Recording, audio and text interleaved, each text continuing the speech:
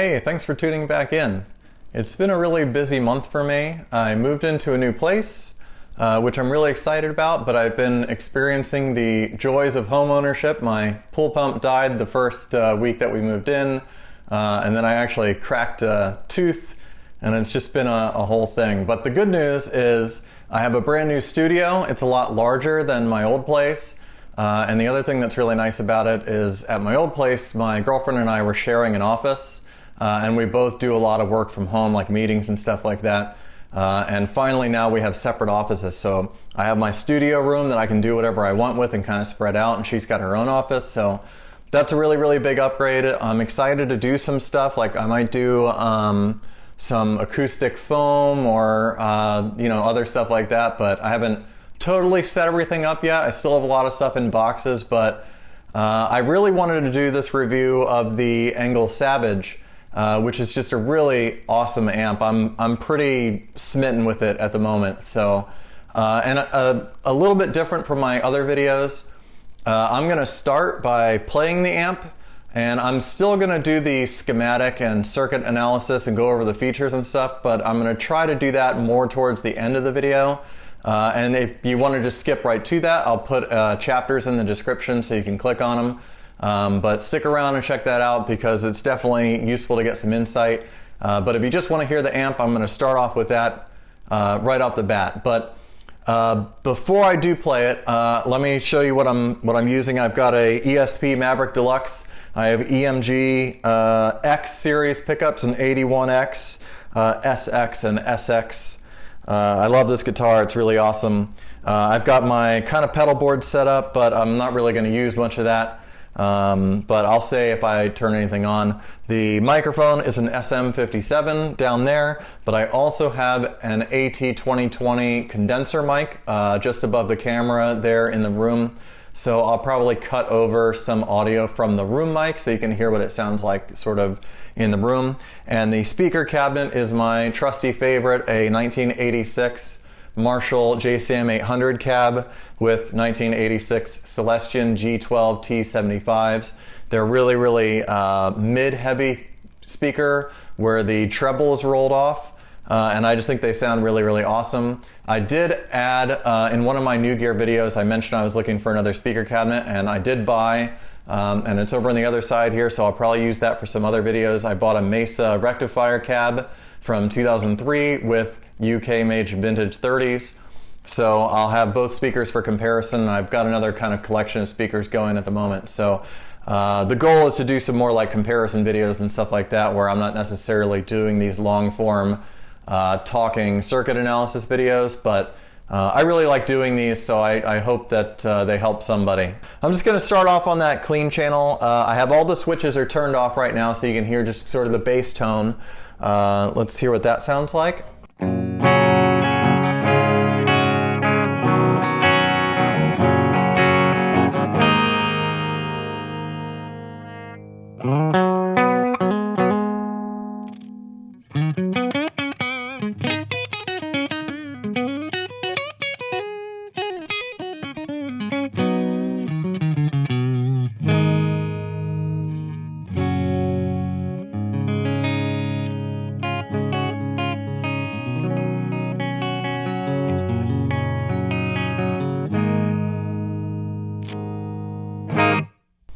I think that's a pretty good sounding clean channel. It's definitely a little old school in that the frequency spectrum is kind of a little bit more narrow, but I am saying that in contrast to having just played the Invader right before making this video. I did a little A-B comparison between the Savage and then over here on the other side of me I have an Invader just off screen. And the Invader's clean channel being a little bit newer design, it's much wider range. There's a lot more bass and a lot more highs in that channel. But I think this is a perfectly usable clean channel.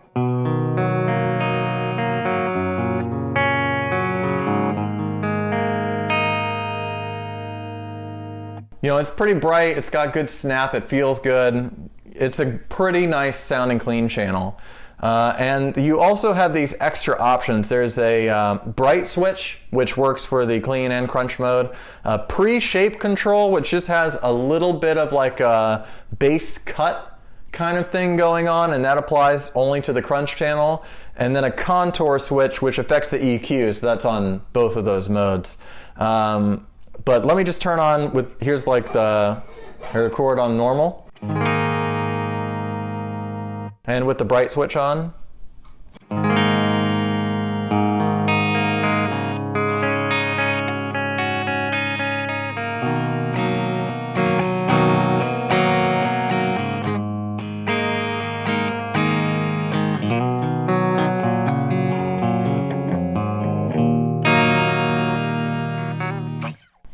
So it adds even more snap to it, but it's kind of in that upper mid area. It's not like, it doesn't add a lot of air, if that makes sense, to my ear at least.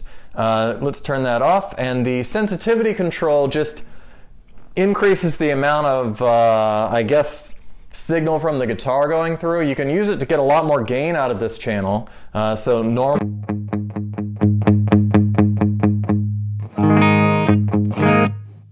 When you're in the clean mode, it really just adds a lot of volume. But when I go to the crunch mode, which I'll do now, and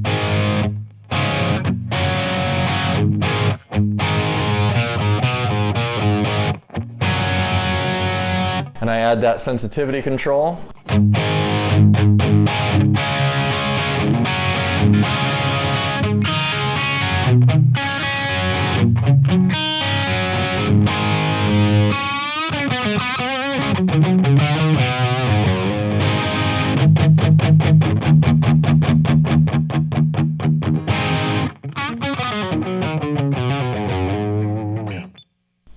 so that adds a little bit more gain for both channels, and you could use that to kind of adjust the balance between those two modes on that channel with the second channel higher gain tones, depending on what you're doing. And then here's the crunch channel with the pre-shape control. I'm going to add that.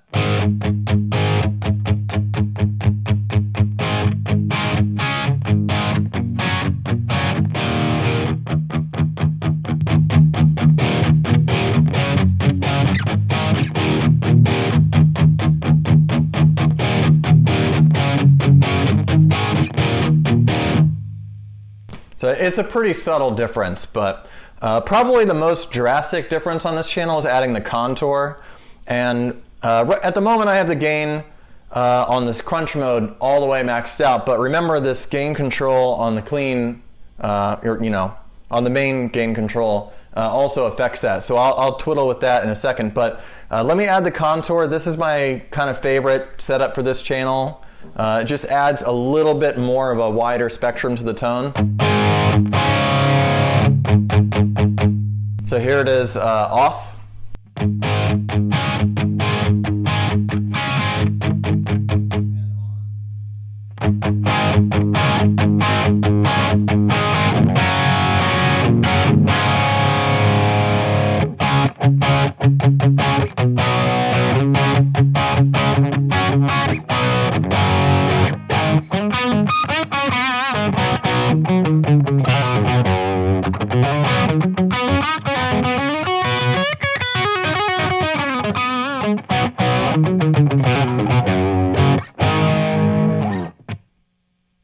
So I think that does a pretty damn good Marshall crunch impression. It's really bright, it's really punchy. There's not an absolute ton of bass, and I do have the depth switch in on the presence, so that's adding a little bit more bass than the amp has normally.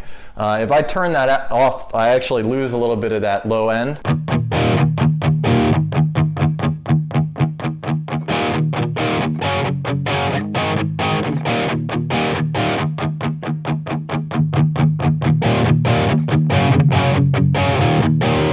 But I really like having that extra low-end punch there. But you might tweak that depending on what cabinet you're using or what speakers you're using or even what room you're playing in.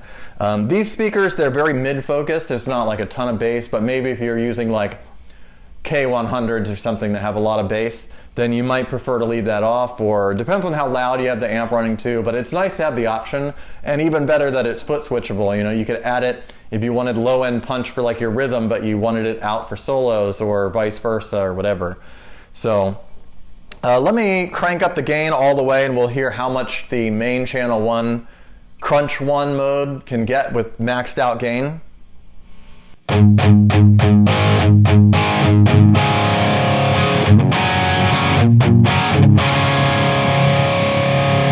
And I'll add the sensitivity control too, which is just even more.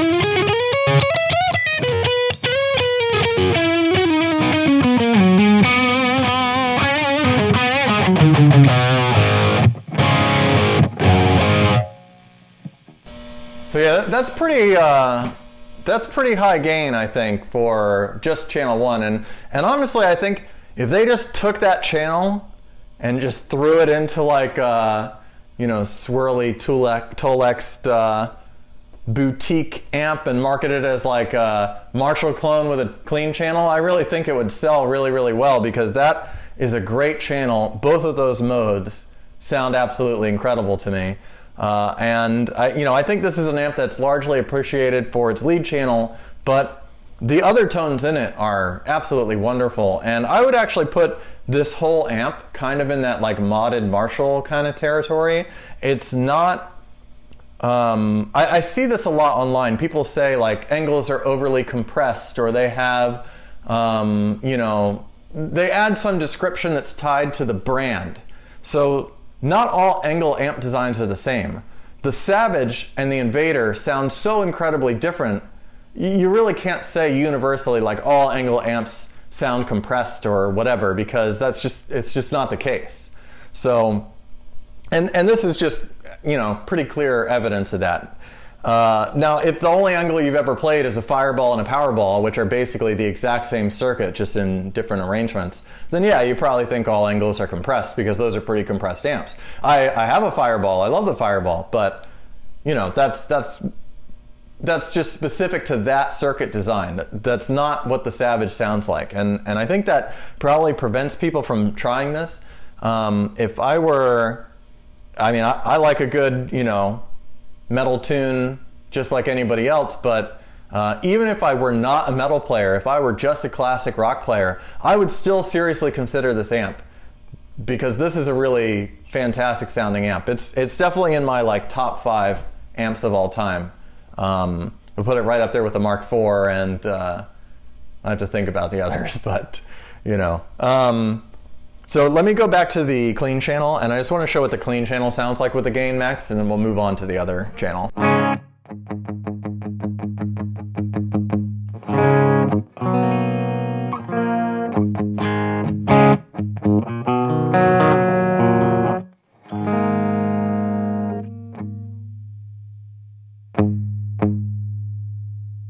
It also gets a lot louder with the gain up.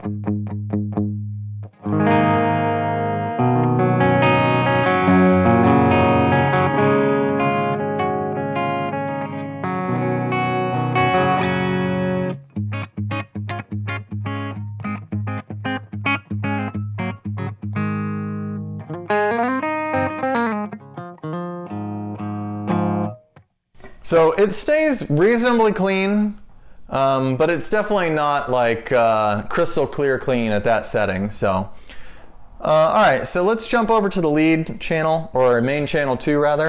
And I'm also going to add a noise gate on that just to make it a little easier to talk over.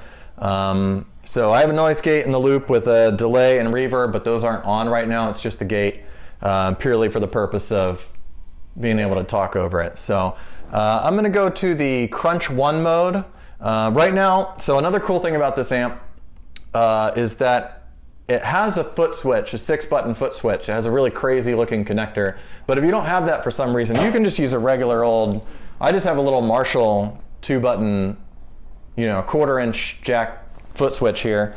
And that allows me to switch between clean, crunch 1, and lead, or whatever. But you can also plug in, there's 3 1/4-inch jacks on the back. So you can switch a bunch of different things. You know, if I had 3 of these together, I could tape them all together and I could do everything the actual foot switch could. And that's really, really nice, especially like if you're a gigging musician and you lose the original foot switch or the cable goes bad or whatever. It's usually pretty easy to find like just standard 1/4-inch cable foot switches. So you could probably get by if you had to do a show or something, you know, with that kind of foot switch. So that's really nice. But with the 2-button foot switch, I can't switch to, I can only choose one or the other, crunch 2 or lead. So I'm going to have to actually touch the button on the panel, but that's fine. So right now we're on crunch 1 mode, and I have the gain completely maxed out. This channel also has a lead boost, which is only active on the lead channel. It's just a little bit more saturation. A contour for the EQ, just like the channel above it, does the exact same thing. It scoops, in this case, it scoops out a lot of the mids, which kind of gives it a more aggressive tone, but I think it takes a little too much away from it. I don't really like the contour on main channel 2, but I like it on the first channel. Treble, middle, bass controls, of course. This high balance control, and this is another one that confuses people. The high balance control is only active while this rough smooth switch is on. And the rough smooth switch can be foot switched as well, but basically it just changes the tone of the lead channel. And I'll get into that when we get into the circuit a little bit more, but this high balance control does nothing when the smooth mode is not on. By default, you're in rough mode, which is like wider frequency spectrum. Smooth mode, it chops off some bass and it chops off some treble, and it just makes it really, really mid-focused. And it actually adds, it's funny, in the amp, it adds a little bit more gain, but the sound that you hear, it actually feels a little bit less gain, because just the way that your ear perceives, you know, like the sound. But this is crunch 2 with the gain at max.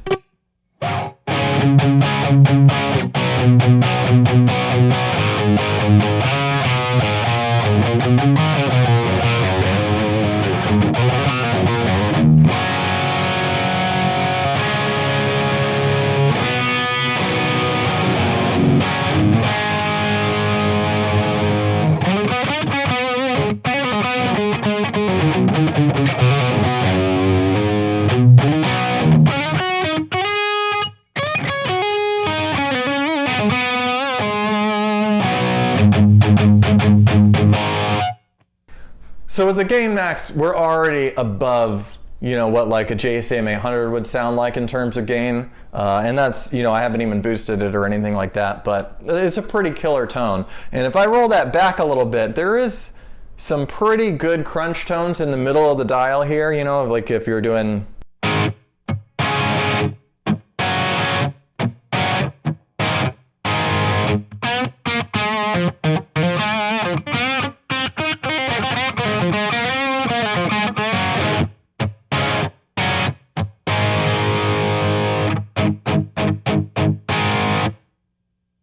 That sounds pretty good. You could get the crunch mode to sound pretty similar to the first channel's crunch mode if you were going for that kind of sound, but it does limit what you can do with the lead channel then. So the way I have the controls set up right now, if I go to the lead channel, I'm going to have less gain than the way that I normally set it up. So here's the lead channel. The main gain is at half, and the lead gain is at like...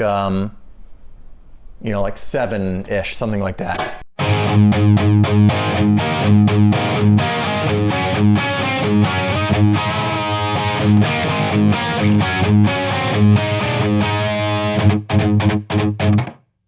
But if I turn that gain all the way up, then I get a lot more saturation.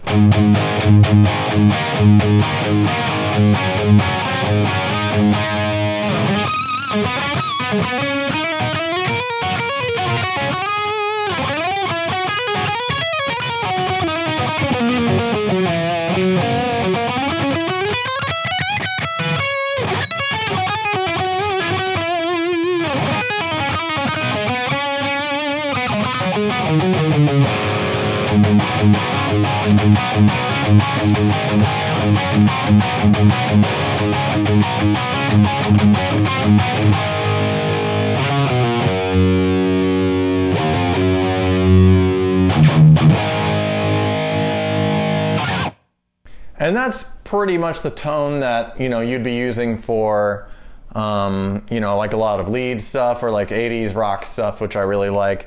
And if you wanted to get into the modern like metal thing, you could scoop the mids a little bit more, or you could add the lead boost for more saturation. So here's the, let me just go down to drop D.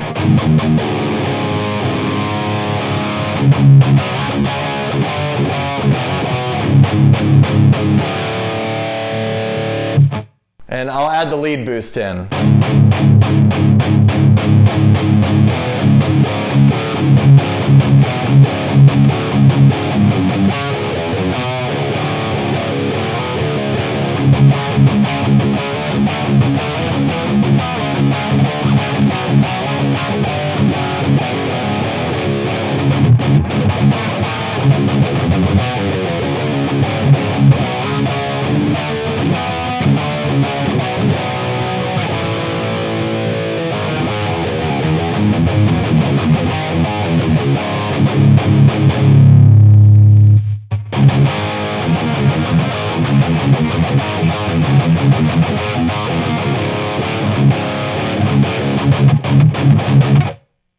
So you can hear with the lead boost off, it's a little bit tighter, more articulate, but not quite as saturated, not as much bass, not quite as gainy. So it's just nice to have the option, you know, on a switch that you can just pop on or off. And here's what the contour sounds like.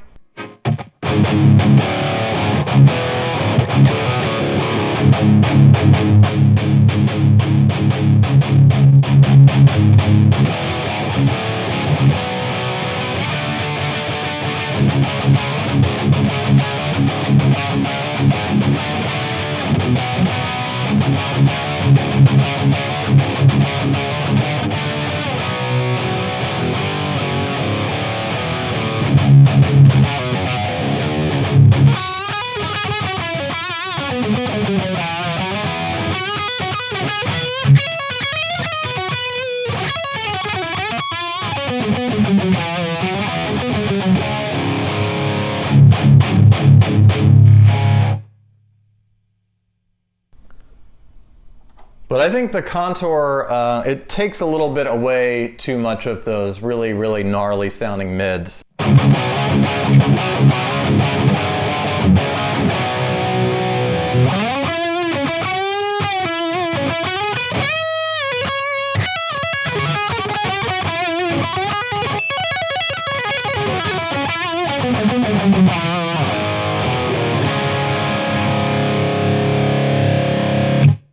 Okay, so last one, I'm going to add in this rough smooth switch, and you can hear what that sounds like.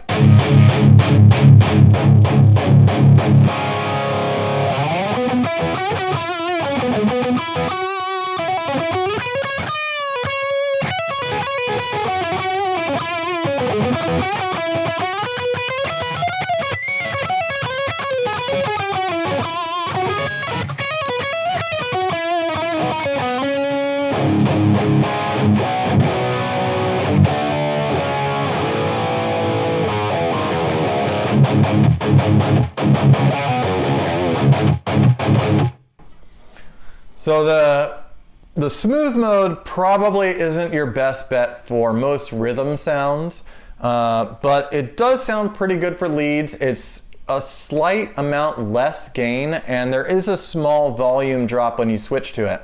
And it can be foot switched too. Of course, you can foot switch a second master volume, so if you wanted to use that kind of tone for like a lead sound or something, you still could kind of do that option by hitting two switches at the same time or something like that.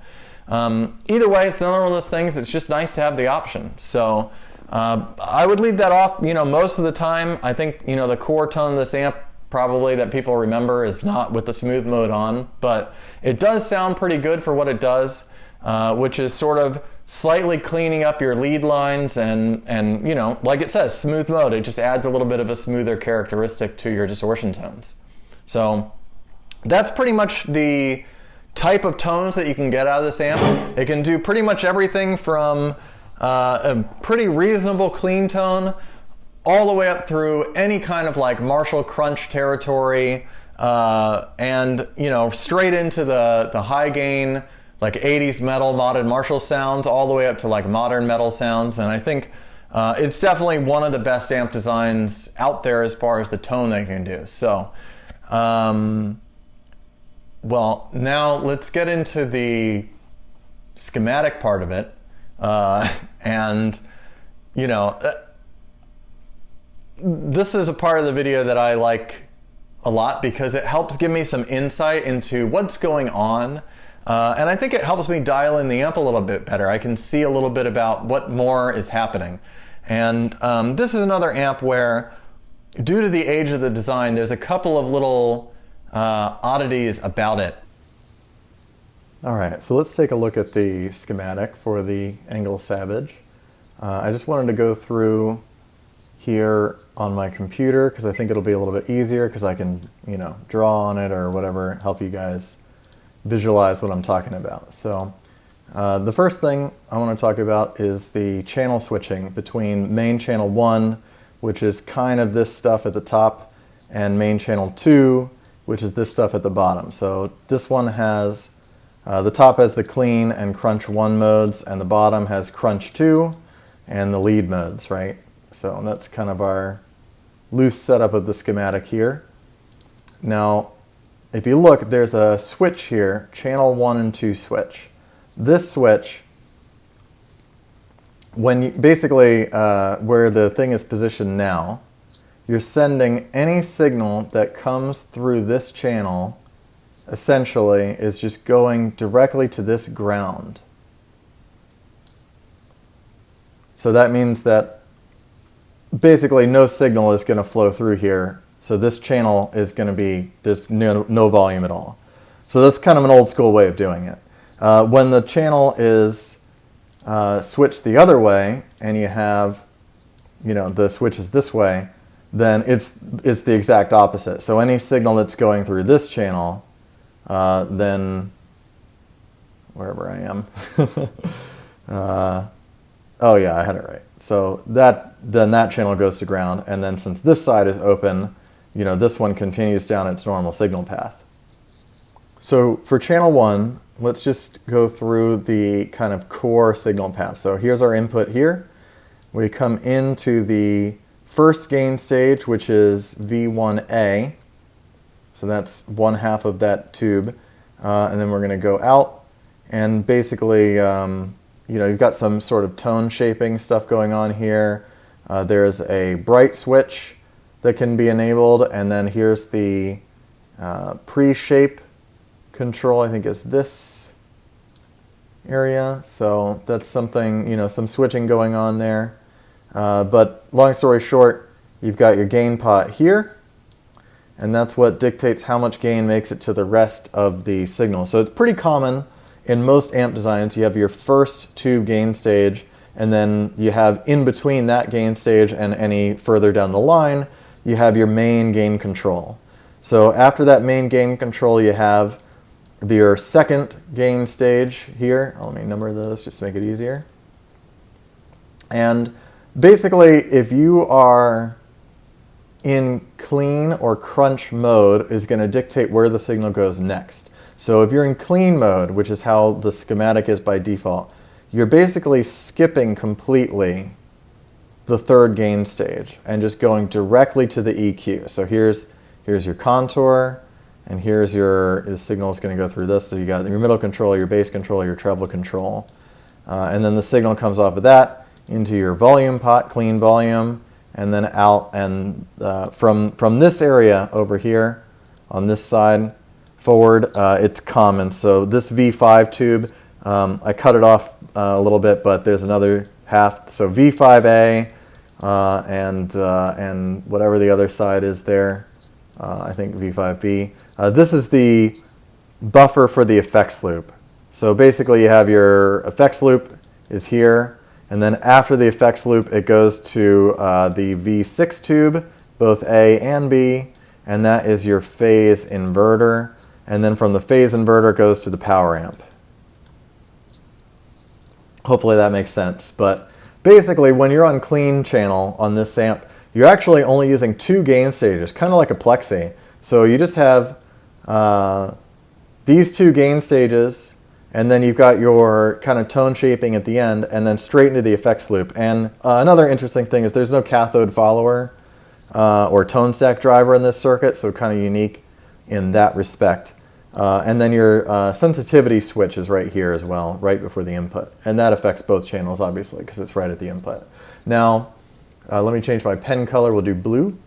If you had followed the crunch path, so if the crunch switch is on, instead of going this way, it's going to go down this path into your crunch gain control, which then controls how much gain makes it into the gain stage number 3, which is V4B here. And then that proceeds out, and then just rejoins where it originally would have rejoined. You've got your EQ and all that, and then the crunch volume and out, just like before. So when you're in crunch mode, you're essentially adding one more gain stage, and that's it. And how much gain you add is dictated by this control, this knob right here. So, you know, you've got these two interactive gain controls for the crunch mode, but when you're in clean mode, obviously only the main gain control works. So that's how that channel works. So that's kind of the basic hierarchy of it. So let me just wipe all this stuff out. Boop, boop, boop, boop, boop, boop. Okay, now when you're on main channel 2, which is crunch 2 and lead, your signal is going to go down here to V1B, so that's your first gain stage, and out directly into the main gain control for that channel, and then into V2A, which is your second gain stage for that channel. Now, something just kind of to note about reading schematics like this, these little dots, so like this one, for example, right here in the schematic, that means that that signal path is joined there. But when you see one that crosses over, so for example, on main channel 2, if you follow this path up, you see how there's no dots at these kind of intersections? That means that this wire, this line, this circuit trace, whatever it's done with, they're not joined to these wires that go across. Right, so that's like totally separate. These wires are not touching, basically. So there's no signal that's going across those. So that's just something to keep in mind when you look at these schematics. But basically, when you're in crunch mode, you're going to follow this pathway this way. It's going to go directly over and skip this gain stage, exactly like we did on the clean and crunch channels before. And you know, you're going to come down. Let's see, where is it? Right here. And then over here to V3B. And that is our third gain stage on crunch 2 mode. And then that goes out, and you've got, basically, it'll go through the high balance control. That's that knob at the top. Only if this switch is flipped. And that switch is the same as this rough smooth switch here. So these two are linked together. And whether that is on crunch 2 mode or the lead mode, it works on both modes. But if the rough smooth switch is in the smooth position, then you're going to get the high balance control in the circuit. Now, if that control is not in the circuit, you're in rough mode or the default mode, then you actually don't go through that at all. It's going to go instead, see, because that switch is not flipped, there's nothing here, so the electrons won't flow. I mean, think of it like a river, you know. The water, the electrons, the water, the signal, whatever, will flow this way, but then it doesn't actually affect the signal at all because it's not really doing anything. So when you know, it's not in the circuit there. What is in the circuit is your standard sort of EQ layout where you've got middle, you've got your bass, you've got treble, and if the contour switch is on, then you also have the capacitor up here that affects the contour, which basically is like an EQ shelving thing. It just shifts all the frequencies. And then your main lead comes off of treble, just like normal. And then you go through here. And then this is the really interesting thing. You just go straight across and you skip this other gain stage. And if you're in crunch mode, you've got the crunch volume and out, right to the effects loop, phase inverter, power amp, just like before. Now, if you are, let me switch my pen color again to blue. If you're in lead mode, over here at this switch, see there's a crunch lead switch here, there's a crunch lead switch here, and then there's another one here as well, and that's what's affecting this. And this is what I meant by, you know, one physical switch can actually switch multiple things within the amp. So if you're in lead mode, the signal actually goes this way instead, and you've got your lead gain pot here. So these two gain controls are interactive, just like I demonstrated in the audio test. And it goes through, you've got this other gain stage. So in this case, in the lead channel, this would be gain stage number 3. And then you go up this way, and then up to this side, up, over, and then you follow the same signal path. But that makes what was the 3rd gain stage of crunch mode is actually the 4th gain stage of the lead mode. And then same thing with the EQ, contour, high balance if you're in rough mode or whatever, out here, and then it goes this way. You've got lead volume and out.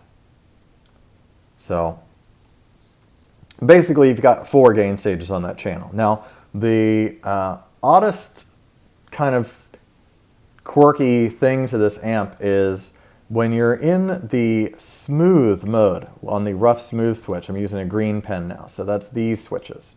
Your signal basically goes through this high balance control and down, but then it also engages because of this switch where this little path is broken, right? So the signal won't flow that way. Instead, it flows down through these resistors and into this tube, which is actually a 5th gain stage. And then from there, it goes back out and rejoins to the volumes, whether you're on clean or crunch mode, it doesn't matter. But basically, you're adding, it's either the 5th gain stage for the lead channel or the 4th gain stage if you're in the crunch 2 mode.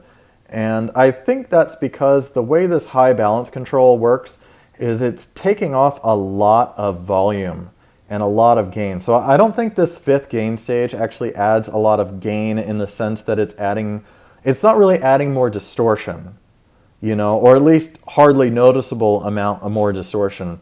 What it really is it's bringing the volume back up to parity when the rough mode is on.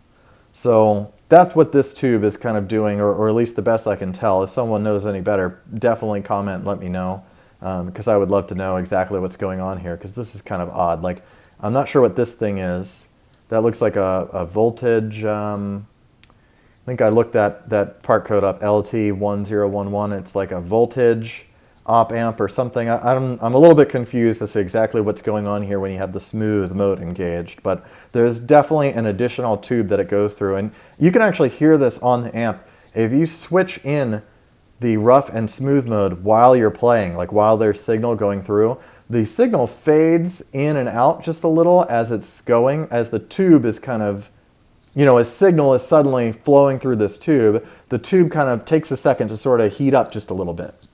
So if you had a tube where V3A, you know, that side of the tube was totally broken, then you just wouldn't, the signal would still go through in rough mode, but it wouldn't work in smooth mode, for example. So there's definitely something going on there. It's really, really unique. But the other thing is, I kind of thought that, based on this schematic, that the high balance was the only control for the smooth mode, basically having like a single band EQ.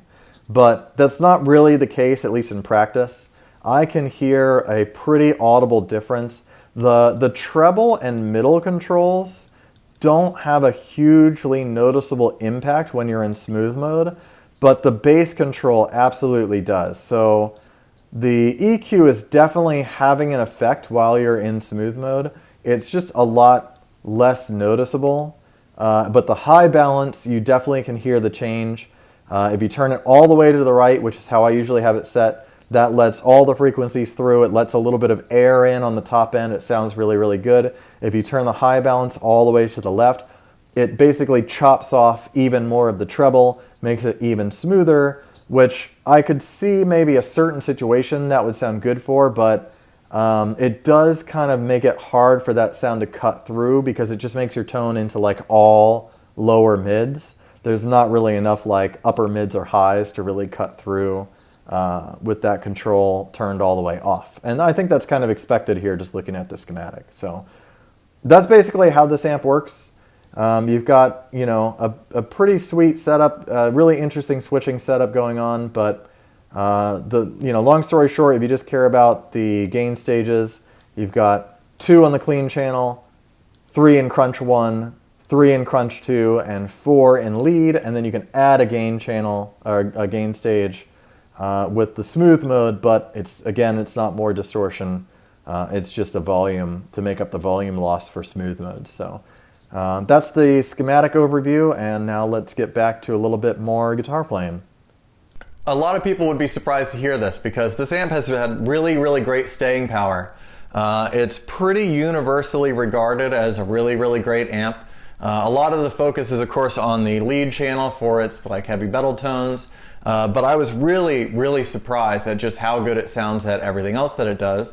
And it might surprise a lot of players to hear because, well, at least in the US, most of the ENGL stuff seemed to get really, really popular in like the mid 2000s with like the Powerball and the Invader and the Fireball and a couple of others. But the Savage actually came out in 1993. ENGL originally, I have an E101, which is the first ENGL ever made. It's like a, it's a little combo. It says digital amps on it, but the amp isn't actually digital. It is a tube amp, but it has like digital controllers. It's really, really unique and interesting. And I've played an ENGL Straight, which is the amp that came out right after that. And those are both very kind of like mushy, high. They are high gain amps, but they're not really like articulate and defined. They're a little bit fuzzy. They sound great, but they're not what you would use for like, you definitely wouldn't use those amps for the same thing you would use a Savage for, obviously. And this was really like the first ENGL amp, or at least that I can think of, that's kind of like a serious full-size channel switching head, with advanced features, especially for the time, and really incredible tone, and really, really articulate, tight low end. This amp really has it all. I think it's one of the best sounding amps in my entire collection, and I plan to keep it for a long time. And of course, in 1993, this amp's in good company. There were a lot of other amps that came out right around that time. The Mesa Dual Rectifier, Marshall 6100, Diesel VH4, VHT Pitbull Classic, and the PV 5150. So there really were a lot of amps that came out right in that like 92, 93, 94 period of time. Really what we would call modern high gain amps now, but that was 30 years ago, which surprises us all, but